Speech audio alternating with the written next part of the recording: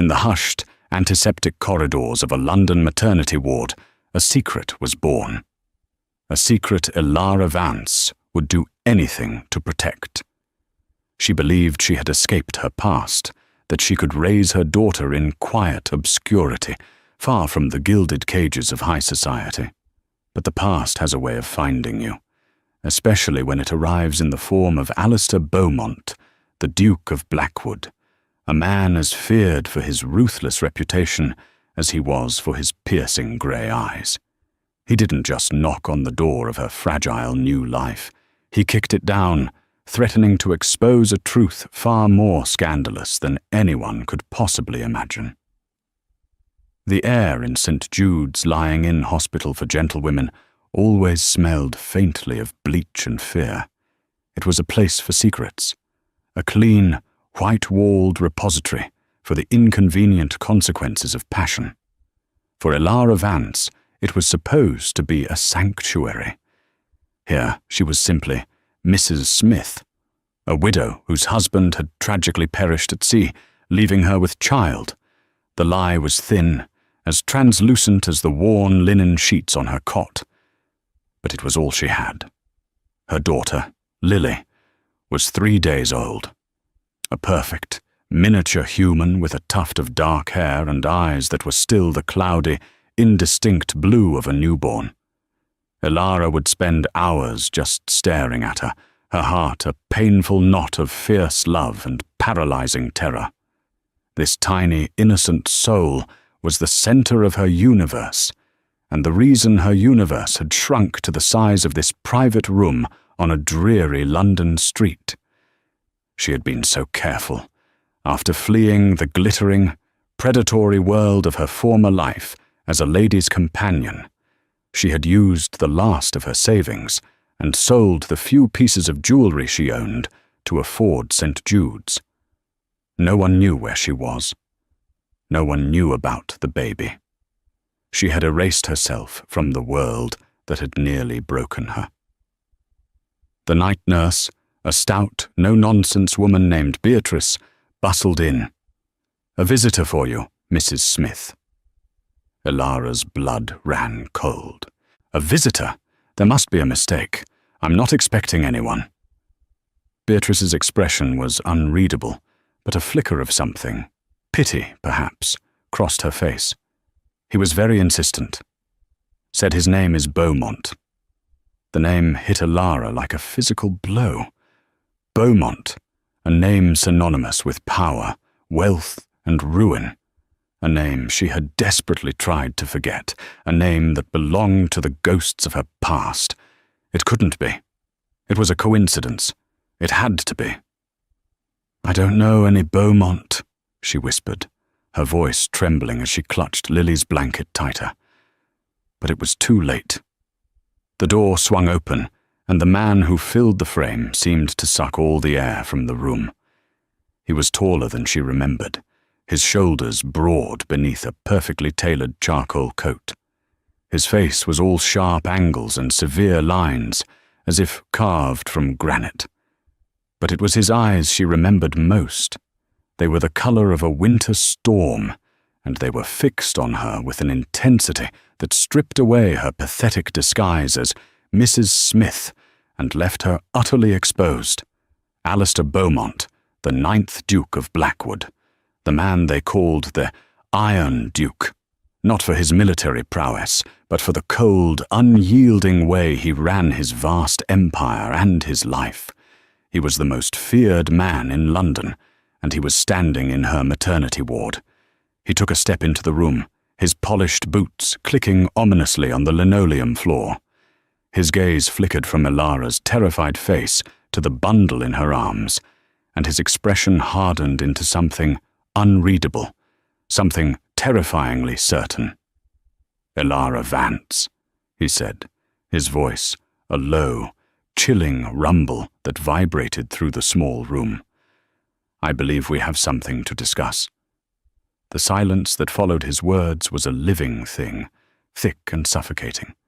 The nurse, Beatrice, seemed to evaporate, closing the door with a soft click that sounded as final as a prison gate locking. Ilara was alone with the one man she had prayed never to see again. "Your Grace," she finally managed, her voice a mere thread. "You are mistaken.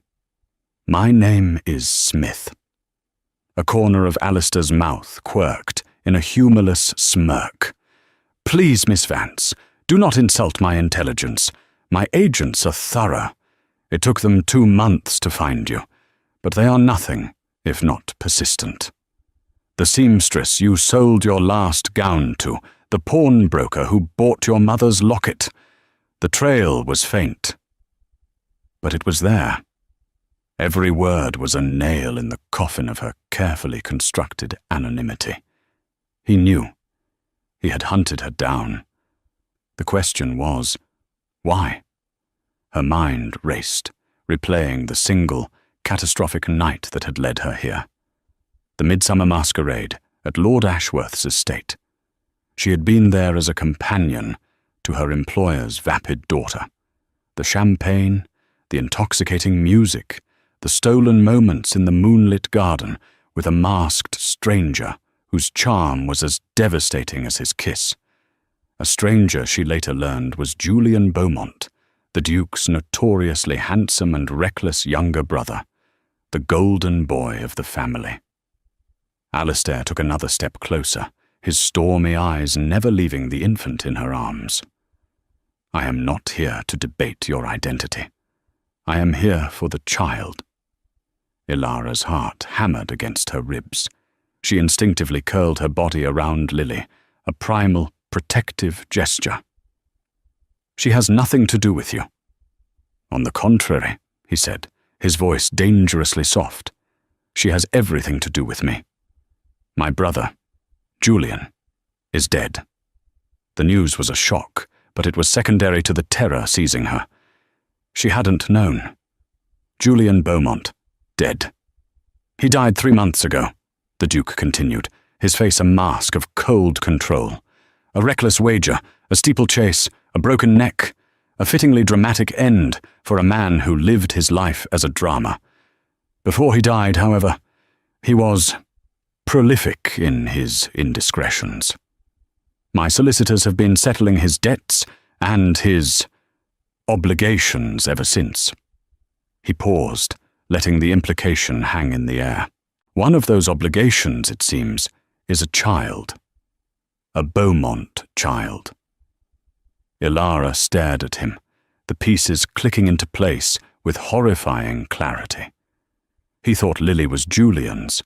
He thought she was just another one of his brother's dalliances, another mess for the great Duke of Blackwood to clean up. A wave of bitter, hysterical relief washed over her, so potent it almost made her dizzy. It was a mistake, a terrible, wonderful mistake. He was on the wrong trail. "I don't know what you're talking about," she said, her voice gaining a sliver of strength. "My child's father was a sailor, a good man. He is gone now." "A sailor named Julian?" Alistair countered, his gaze sharp enough to cut glass. "Who happened to be at the Ashworth masquerade 9 months ago? Who happened to match the description you tearfully gave to your former employer before you fled her service? You are a terrible liar, Miss Vance." He knew so much, too much. The walls were closing in. "What do you want?" she whispered, the fight draining out of her. "What I want is to protect the legacy of my family," he stated, his tone leaving no room for argument. "My brother left behind no legitimate heir. This child, his last living issue, carries the Beaumont blood. I will not have that bloodline sullied by scandal or raised in poverty and obscurity." His gaze dropped to Lily again, and for the first time, a flicker of something other than cold duty crossed his features. It was a deep, possessive darkness. "The child will be raised as a Beaumont," he declared. "She will be afforded every privilege, every protection that name provides." Ilara's breath hitched. "And me?" The Duke's eyes met hers again, cold and assessing.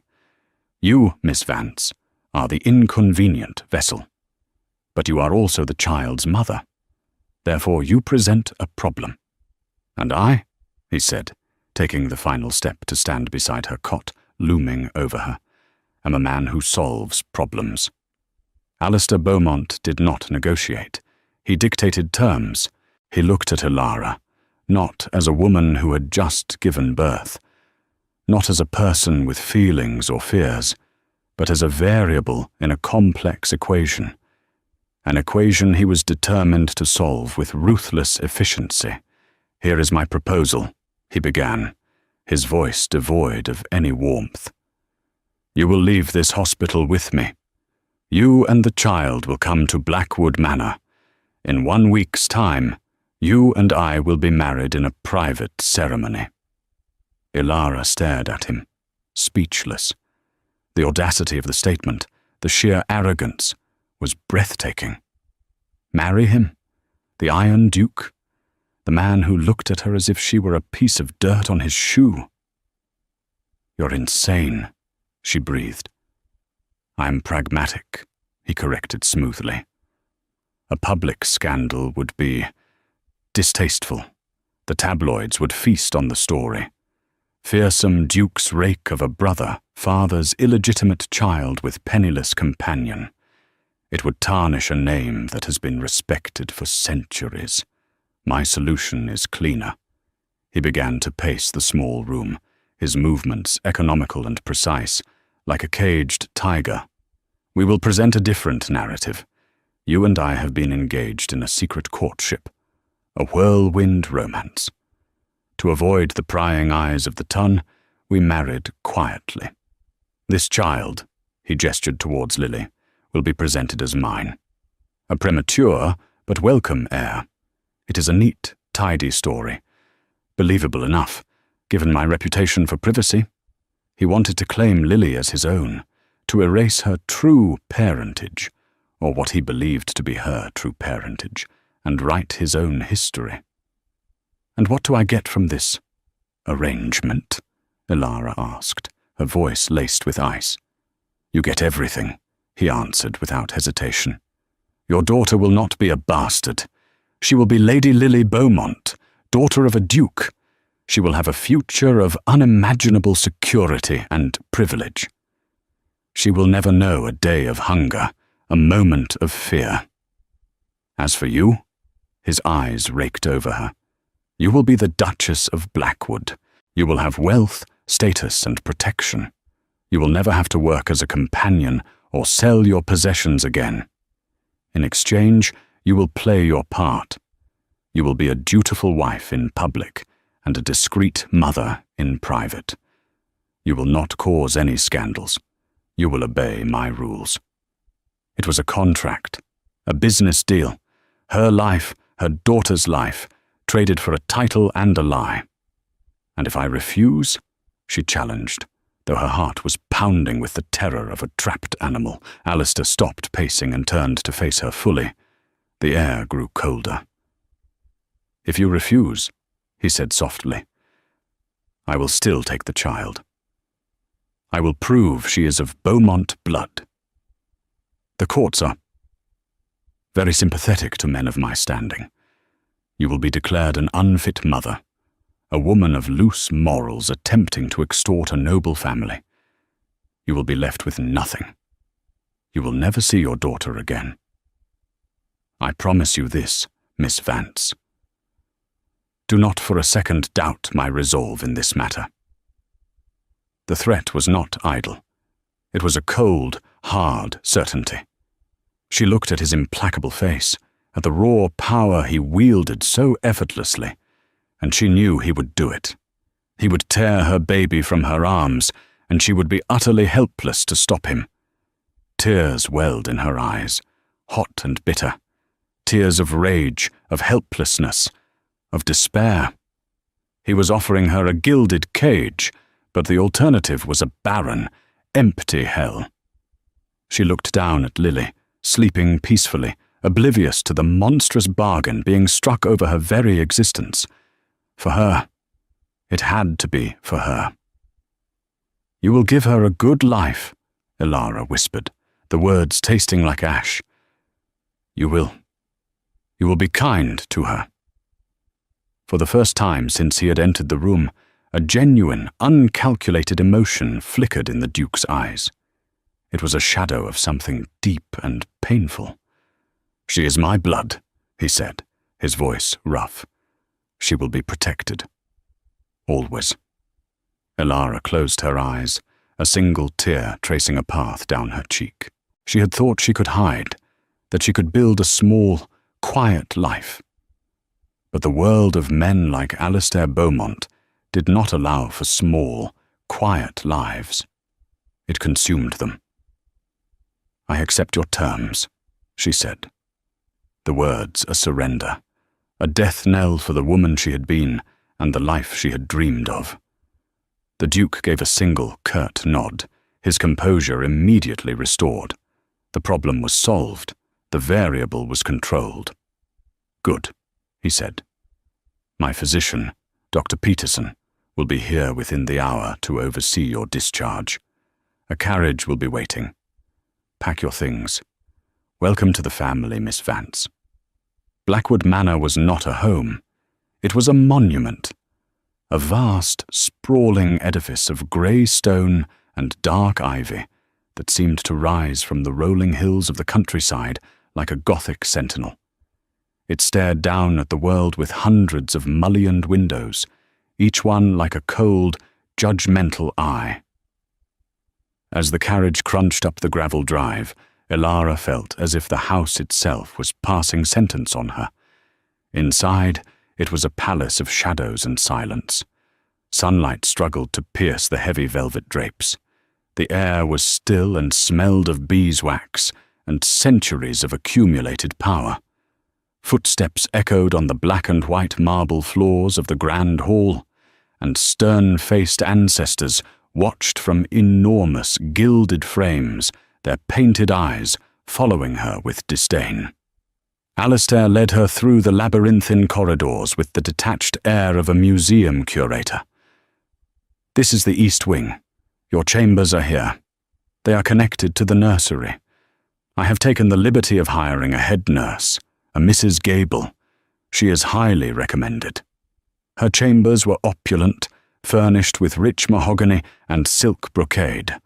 A fire was already crackling in the hearth, but it did little to chase away the chill that seemed to emanate from the very walls. It was a luxurious prison cell. The days that followed blurred into a disorienting routine, governed by an unspoken, rigid etiquette. Alistair was a ghost in his own house. He was gone before she woke, and he returned long after she had retired for the evening. They took their meals in a cavernous dining hall, seated at opposite ends of a table so long they could have been in different rooms. Their conversations were stilted, formal affairs, limited to polite inquiries about her health or the baby's needs. He never asked about her past, about her feelings. He never touched her.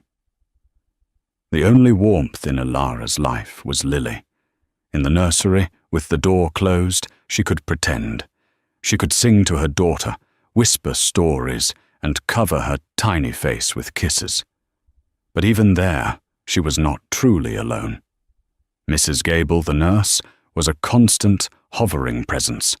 She was efficient, skilled, and utterly devoted to the Duke. Her deference to Elara was a thin veneer over a core of steely suspicion. She was Alistair's eyes and ears, another warden in the gilded cage. The staff treated her with a chilling, correct politeness. She was the future Duchess, yet she felt like an impostor, a fraud. The head housekeeper, a formidable woman named Mrs. Albright, who had served the Beaumonts for 40 years, made her disapproval plain in 1,000 subtle ways. A thinly veiled comment about new blood, a pointed question about her family lineage, a glance that dismissed her as nothing more than a common stray the Duke had inexplicably brought home. One evening, unable to bear the oppressive silence of her rooms, Elara wandered into the library. It was Alistair's sanctuary, a vast 2-story room lined floor to ceiling with books. A massive globe stood in one corner, and a fire roared in a hearth large enough to stand in. She didn't expect to find him there. He was usually sequestered in his study. But he was there, standing by the fire, a glass of amber liquid in his hand. He wasn't wearing his formal jacket, and with his sleeves rolled up to the forearms, he looked younger, less like a duke and more like a man. He turned as she entered, his expression unreadable. "I did not expect to see you." "I apologize," she said quickly, turning to leave. I couldn't sleep." "Stay," he said. The word was not a command, but it wasn't quite a request either. She hesitated, then walked slowly towards the fire, keeping a safe distance. An awkward silence fell between them. Is Lily well?" he asked, staring into the flames. "She is," Elara replied. "She has a strong grip. She held my finger for a full minute today." A small, genuine smile touched her lips at the memory.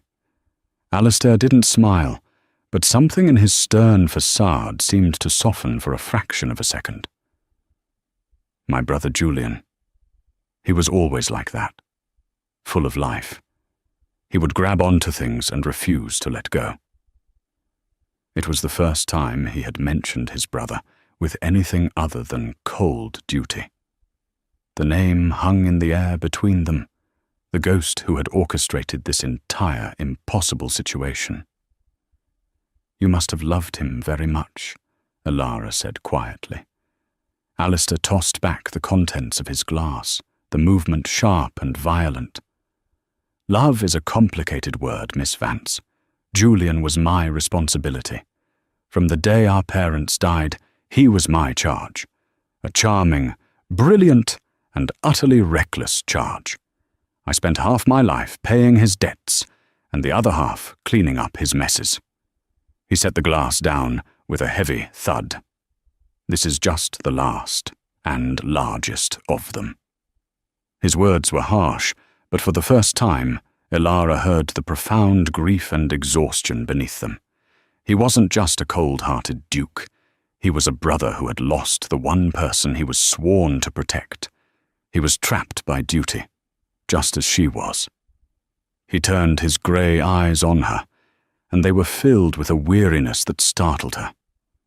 "The wedding is in 3 days. Are you prepared?" She simply nodded, her throat too tight to speak. "Good," he said, turning back to the fire, the walls of his ducal authority sliding back into place. "You should get some rest. Being a duchess is a demanding role." As Elara walked back to her room, she felt a profound shift inside her. She had seen a crack in the iron armor, a glimpse of the man beneath the title. It didn't make her fear him any less, but it planted a dangerous, unfamiliar seed in the barren soil of her heart. A flicker of understanding, and perhaps even compassion. The wedding was a sterile, soulless affair. It took place in the family's private chapel at Blackwood, a cold stone chamber that smelled of dust and incense. The only witnesses were a grim-faced solicitor and a visibly uncomfortable Mrs. Albright. Elara wore a simple cream dress borrowed from the vast Beaumont collection of mourning clothes. Alistair stood beside her, a rigid, unyielding statue in a dark suit. When he slid the heavy gold band onto her finger, his touch was as cold as the ring itself. She was now Elara Beaumont, the Duchess of Blackwood. The lie was complete. Life as the Duchess was a performance. She learned the schedules, the names of the tenants, the charities she was expected to patronize. She sat beside Alistair at formal dinners, a silent, beautiful accessory. They were a perfect, frozen tableau of a noble couple. But at night, they retreated to their separate wings of the house, the distance between them as vast and unbridgeable as ever. Her only solace was Lily. As her daughter grew, Elara's love for her became a fierce, burning sun in the cold galaxy of Blackwood. Lily began to develop her own features, her own personality. Her tuft of dark hair was thickening, and her eyes, once a murky, newborn blue, were settling into their true color. And it was her eyes that first planted the seed of a bewildering, impossible thought in Ilara's mind. They weren't the warm, laughing hazel of Julian Beaumont, who had charmed her in the garden that fateful night. They were a deep, stormy grey, a familiar grey, a shade she saw every day across the dinner table. They were Alistair's eyes. She dismissed it at first. A coincidence, a trick of the light. But the thought took root, a persistent, thorny weed in her consciousness. It forced her to revisit the memories of the midsummer masquerade, memories she had tried so hard to bury. The champagne had made her bold. She had slipped away from her duties, drawn to the magic of the gardens. A man in a domino mask and a dark, simple costume, no foppish silks or velvets like the other peacocks, had found her by the fountains. He didn't offer flirtatious platitudes. He spoke to her about books, about the stars. His voice was low and resonant, and his intelligence was a magnetic force. There was a loneliness in him that called to her own. They talked for what felt like hours, and when he kissed her, it wasn't the frivolous peck of a practiced rake. It was a kiss of desperate, consuming passion, as if he were starving for a connection. She had fled in the morning, full of shame and regret, never learning his name. When whispers later reached her that Julian Beaumont had boasted of a conquest in the gardens, she had simply assumed it was him. It made sense. Julian was the charmer, the seducer. Alistair, the Iron Duke, was never seen at such frivolous events. Driven by a desperate need to know, Ilara began a quiet investigation.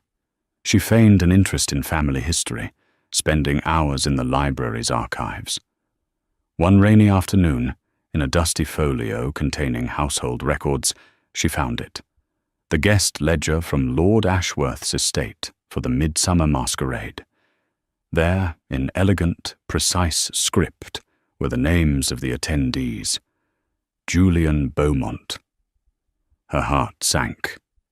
But then, a few lines below, another entry. The Duke of Blackwood. Alistair had been there. Her hands trembled as she searched for more. In a box of Julian's forgotten effects, stored in the attic, she found his journal. She felt a pang of guilt as she opened it, but her need was greater.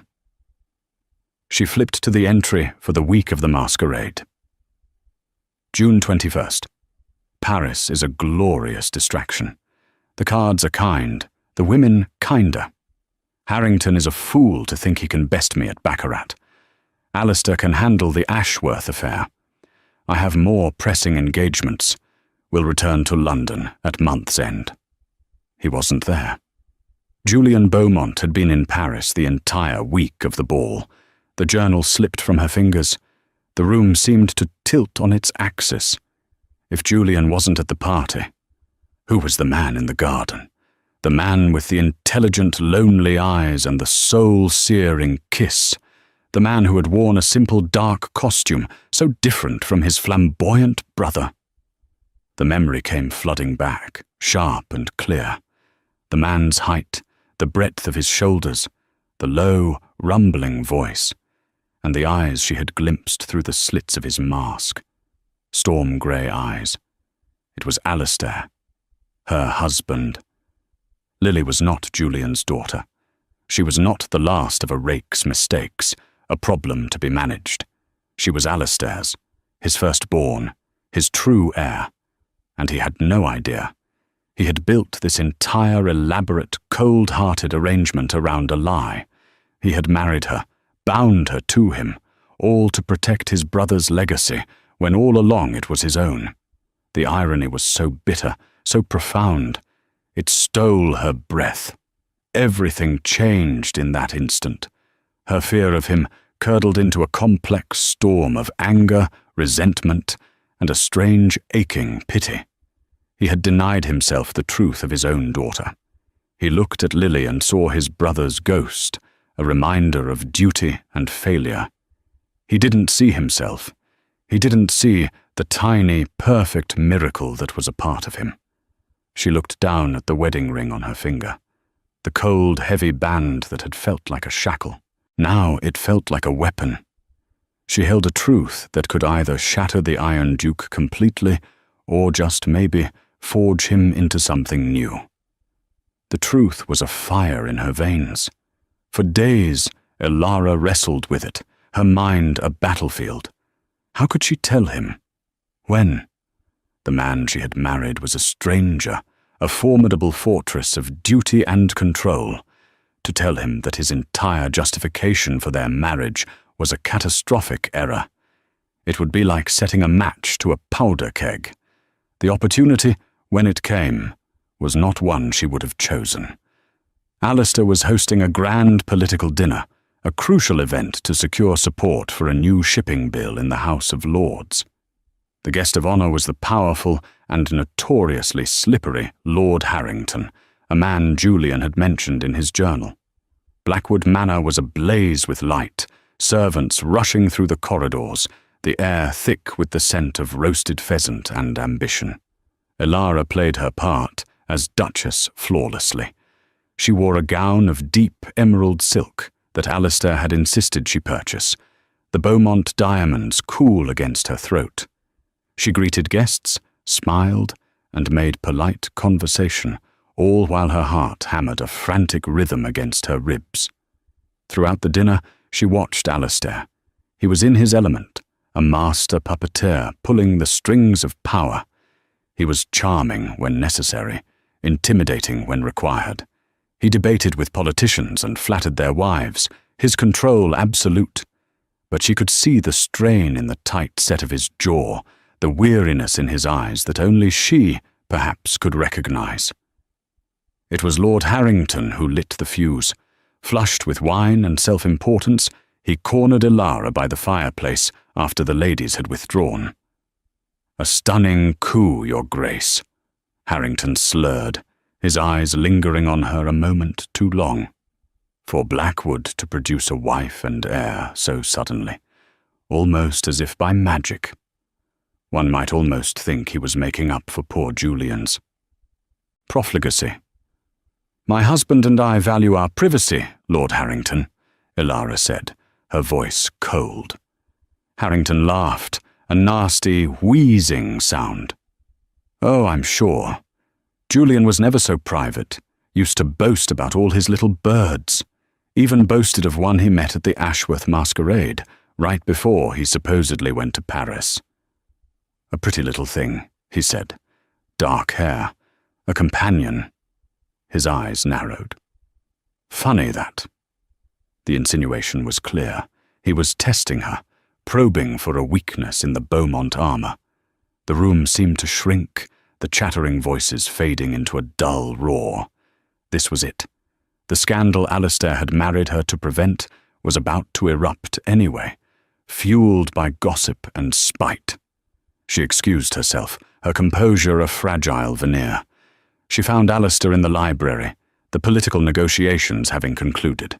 He was pouring 2 brandies, one for himself and one for Harrington, who was no doubt on his way. "The evening was a success," he said, without looking at her. "Harrington has agreed to back the bill." "Is that all that matters?" Elara asked, her voice trembling with suppressed fury. "Your bills, your legacy?" Alistair turned, a frown creasing his brow. "What is the meaning of this, Elara? You are overwrought." "Overwrought," she laughed, a brittle, broken sound. "Lord Harrington just insinuated to my face that I was your brother's cast-off, and that my daughter is his bastard. The very scandal you orchestrated this entire sham of a marriage to avoid is being whispered about in your own drawing-room." Alistair's face darkened, the iron mask slamming back into place. "Harrington is a drunken fool. I will handle him." "You can't handle the truth, Alistair," she cried, the words finally breaking free. "Because you don't even know what it is. This was never about Julian. It was never about his mess, his child, his legacy." He stared at her, his grey eyes confused and wary. "What are you talking about?" She took a deep breath, the moment of reckoning upon her. "Julian wasn't at the Ashworth masquerade. I found his journal. He was in Paris the entire week." Alistair went very still. The only sound was the crackling of the fire. "That's impossible." "Is it?" she pressed, stepping closer, her fear replaced by a righteous fire. "Think back, Alistair. You were there. I found your name in the guest ledger. You were there, and you wore a simple, dark costume and a domino mask. You didn't speak of politics or business. You spoke of stars and poetry. And you met a woman in the garden. A lonely lady's companion who was foolish enough to get swept away." The colour drained from his face. She could see the memories warring with the facts he had held as gospel. "It can't be," he whispered, more to himself than to her. "Look at her, Alistair," Elara pleaded, her voice breaking. "For once in your life, truly look at your daughter. Stop seeing your brother's ghost and look at her face. She doesn't have Julian's eyes. She has yours. The name of the game is not just a game. It's a game of life." The Duke of Blackwood, the most feared and controlled man in England, looked as if she had struck him. He staggered back a step, his hand coming up to brace himself against the mantelpiece. The carefully constructed world of duty, responsibility, and damage control he had built around himself was crumbling to dust at his feet. He looked at Elara, truly looked at her for the first time. Not as a problem or a solution, but as the woman from the garden, the woman he had shared a moment of impossible, anonymous connection with. And in his eyes she saw a dawning horror, followed by a profound, soul-shattering wave of understanding. Lily wasn't his shame. She wasn't his burden. She was his. At that moment, the library door swung open, and Lord Harrington swaggered in, a smug look on his face. "Blackwood, I trust you have that brandy for He stopped short, sensing the electric tension in the room. Alistair didn't even look at him. His gaze was locked on Elara, his face a maelstrom of emotions she had never thought to see there. Regret, pain, and a raw, terrifying vulnerability. The Iron Duke was broken. For a long, agonizing moment, the three of them stood frozen in a silent tableau within the grand library.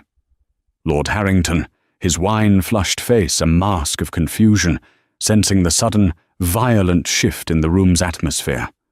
Elara, her heart a frantic drum against her ribs, the echoes of her monumental confession hanging in the air like dust motes in a sunbeam. And Alistair, the formidable Duke of Blackwood, looking utterly undone, as if the very foundations of his world had been ripped out from under him, leaving him standing on the edge of a precipice. His face, usually a carefully controlled mask of aristocratic indifference, was a maelstrom of colliding emotions. Shock was the first wave, stark and white around his knuckles as he gripped the mantelpiece. It was followed by a flicker of pure, unadulterated disbelief, his mind clearly refusing to process a truth so contrary to the narrative he had so rigidly constructed. Then came the horror, a deep, soul-shaking horror, as the pieces began to click into place with the sickening finality of a tomb door sealing shut. The masquerade, her eyes in the moonlight, the overwhelming, uncharacteristic impulse that had driven him to kiss her, and finally, Lily, his daughter. His mind replayed every glance he had ever given the child, every moment he had seen her as a burden, a problem, a symbol of his brother's failings. The weight of his colossal mistake crashed down on him. Not like a wave, but like a mountain. Something inside of him, The iron spine of duty and control that had defined his entire existence finally fractured.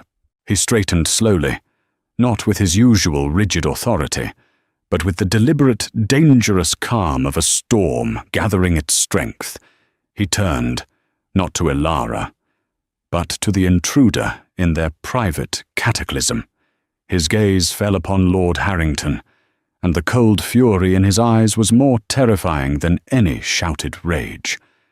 It was the absolute zero of a man who had been pushed past every known limit. "Harrington," Alistair said, his voice a low, chilling whisper that cut through the tension-filled room. "You will leave my house. Now." Harrington, still addled by wine and arrogance, blustered. "But Blackwood, the deal for the bill. The deal is null and void," Alistair cut in, his tone leaving no room for argument. He took a step forward, his presence so menacing that Harrington instinctively took a step back. "Your support is no longer required. In fact, your very presence in my home is an offense." "Now see here," Harrington began, puffing out his chest. "I'll not be spoken to." "You will be spoken to precisely as I see fit," Alistair countered, his voice dropping even lower. "You came into my home, you accepted my hospitality, and you used the opportunity to insult my wife. You are not only a drunkard and a fool, but you are a man of no honor." He paused, letting the words land like blows.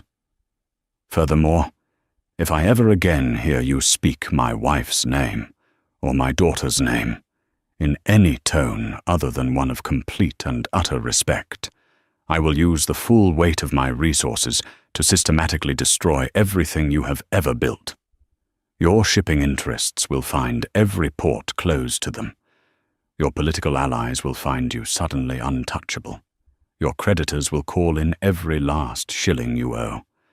I will erase you from the landscape of this society so thoroughly that the only memory of Lord Harrington will be as a cautionary tale. Am I understood?" Harrington, for all his bluster, was a coward at his core. Faced with the unbridled, focused wrath of the Iron Duke, he crumbled. The colour drained from his face, leaving it a pasty grey. He gave a jerky, terrified nod, turned on his heel without another word, and practically fled the room, slamming the heavy oak doors behind him. The boom echoed in the sudden, profound silence. It was just the two of them now. Alistair didn't turn to her immediately. He walked to the window, his broad back to her, and stared out at the dark, sprawling grounds of his estate, a kingdom he ruled with absolute power, yet inside of which he had been a blind and foolish king. "All this time," he said, his voice ragged, raw with an emotion she couldn't identify, "all this time, I looked at that child, at our child, and I saw him. I saw Julian. I saw a duty, a final, painful link to my brother, a living reminder of all his failures, and my failure to save him from himself. I truly believed I was doing the honorable thing, protecting the family name, giving his child the life and legitimacy he had failed to provide." He let out a harsh, bitter laugh that was more like a sob. "The arrogant, sanctimonious fool. I was so certain in my judgment, so righteous in my burden." He finally turned to face her, and the mask was gone, utterly gone. In its place was a man stripped bare, his regret and pain etched into every line on his face. This was not the Duke. This was Alistair. "I remember that night," he confessed, his voice dropping to a near whisper, as if the memory itself was a fragile, sacred thing. "I wasn't meant to be there. I went to the Ashworth estate to confront Harrington about another one of Julian's gambling debts. I despised those functions, the empty chatter, the false smiles. I felt like an actor in a play I hadn't rehearsed. Suffocated." He took a hesitant step towards her, his eyes pleading for an understanding he knew he didn't deserve. "Then I saw you in the garden. You weren't playing the coquette like the other women, trying to catch a title. You were looking at the stars. You seemed as out of place as I felt. For one night, for one single hour, I wasn't the Duke of Blackwood, responsible for 1,000 tenants and a nation's commerce. I was just a man who felt a connection so real, so instantaneous, it terrified me." His gaze dropped to the floor. I fled the next morning like a coward. It was a lapse in control I couldn't comprehend. Then, weeks later, the whispers started. You had fled your post, pregnant. And Julian, who had just returned from Paris, was boasting of a conquest in the gardens to his friends. A lie to cover his real whereabouts, I now realize. It was so much easier to believe him. It fit the narrative of my life. He was the reckless one who lived with his heart. I was the responsible one who lived with his head, cleaning up the mess. To believe the child was his allowed me to keep a wall around my own heart. To admit she was mine would have meant admitting to a vulnerability, a passion I thought I had buried with my parents. Tears streamed silently down Ilara's face. Tears not of sadness, but of a profound, aching release. The truth was finally out in all its painful, complicated glory. "Alistair," she whispered his name for the first time, not as a title but as the name of the man before her. He closed the distance between them, stopping just inches away. He looked tormented, his internal struggle visible. He wanted to touch her, she could see it, but he felt he had forfeited the right. Finally, with an agonizing hesitancy, he reached out and brushed a tear from her cheek with his thumb. His touch was not cold or proprietary. It was warm, tentative, and filled with a universe of unspoken apology. "I have robbed us," he said, his voice thick with self-loathing. "I have stolen precious months from us. I robbed you of the joy and support you deserved during your pregnancy. I robbed myself of the wonder of knowing I was to be a father. Most unforgivably, I have robbed my own daughter of her true identity from her first breath. I forced you into a gilded cage and called it a kindness. I bound you in a web of lies when I should have been on my knees, begging you to forgive my cowardice and to do me the honor of being my wife for real." He looked directly into her eyes, his own stormy grey ones shining with unshed tears. "Can you ever forgive me, Ilara, for my blindness, for my suffocating pride? I have treated you as a pawn in a game of my own making. But you are not. You are the Duchess of Blackwood, not by cold contract, but by every right. You are the mother of my child, my daughter, my heir." In that moment, she didn't see the feared Iron Duke. She saw the lonely man from the garden, a man drowning in a sea of regret, desperately reaching for a lifeline. She saw her husband, and she knew that her own anger, her own pain at being so thoroughly misjudged, had to be voiced for them to truly move forward. "I was so frightened, Alistair," she said, her voice soft but unwavering. "In that hospital, I was alone and terrified, and you appeared like a force of nature, dictating the terms of my life. Here, at Blackwood, I have been so lonely. I felt like a ghost, a placeholder in someone else's story. You have to understand the pain of being seen, not as a person, but as an inconvenience to be managed." He flinched, as if she had physically struck him, but he didn't look away. He absorbed her words, letting them land. "I know," he breathed, "and for that, I am more sorry than I can ever express. I will spend the rest of my life making you feel seen, making you feel cherished, if you let me." "Then let's start now," she whispered, Let's go and see our daughter. Together." He nodded, a look of profound gratitude on his face. He offered her his arm, not as a duke escorting his duchess, but as a man seeking the support of his partner. She took it, and together they walked from the library, through the silent, sleeping house, to the nursery. The journey was different this time. The long, shadowy corridors no longer felt like a prison. They felt like a home waiting to be awakened. Mrs. Gable, dozing in a chair, shot to her feet as they entered, her eyes wide with surprise at the sight of the Duke and Duchess together at this late hour. "Your Graces," she stammered. "You may retire for the night, Mrs. Gable," Alistair said, his voice gentle but firm. "The Duchess and I will watch over Lady Lily." The nurse, sensing the monumental shift in the dynamic, quickly curtsied and left them alone. Lily was asleep in her cradle, one tiny fist curled by her cheek, her small chest rising and falling in the steady, peaceful rhythm of infant sleep. A sliver of moonlight from the window fell across her face, illuminating her perfect, miniature features. Alistair stood over the cradle, his large frame casting a protective shadow. For a long time he just looked, his expression a mixture of awe, wonder, and a love so fierce it was almost painful to witness. This was not the detached gaze of a man fulfilling a duty. This was the first true look of a father beholding his child. He reached down, his finger, large and calloused, gently stroking her soft cheek.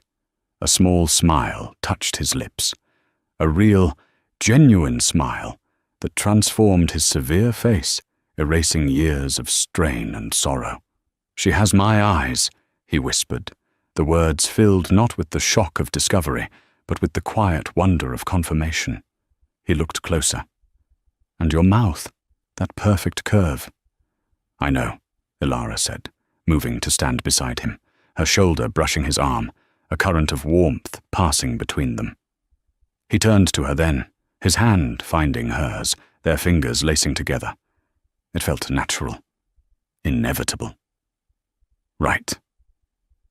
I want to start again," he said, his voice firm with a new, powerful purpose. "From this moment. No more lies, no more arrangements or contracts. I want a real marriage, Ilara. With you. I want to wake up with you, to talk with you, to argue with you. I want to be a father to our daughter, to teach her to ride, to read to her at night.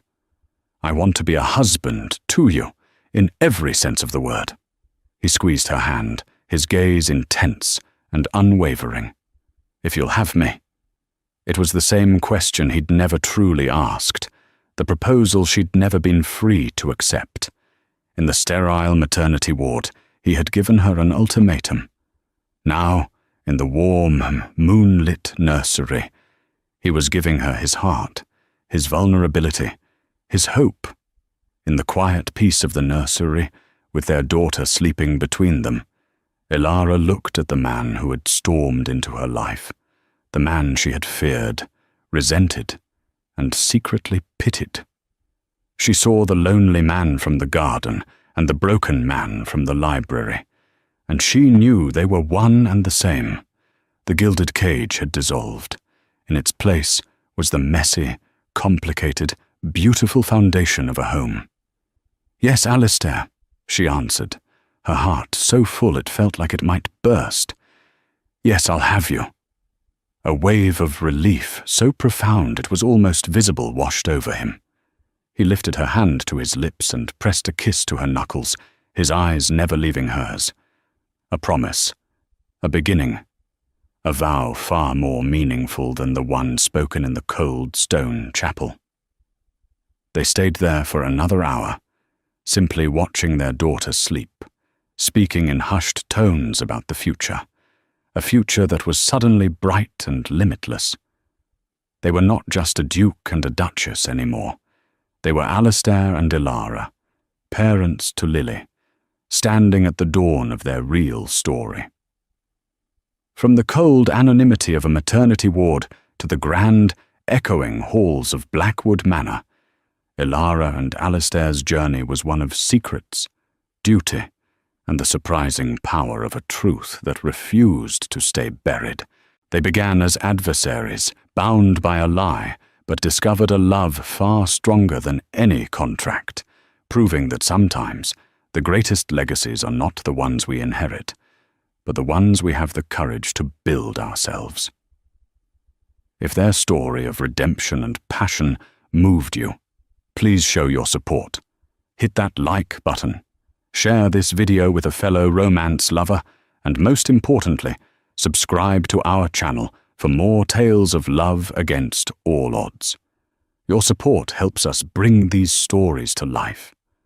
Let us know in the comments which part was your favorite. We can't wait to see you in the next story.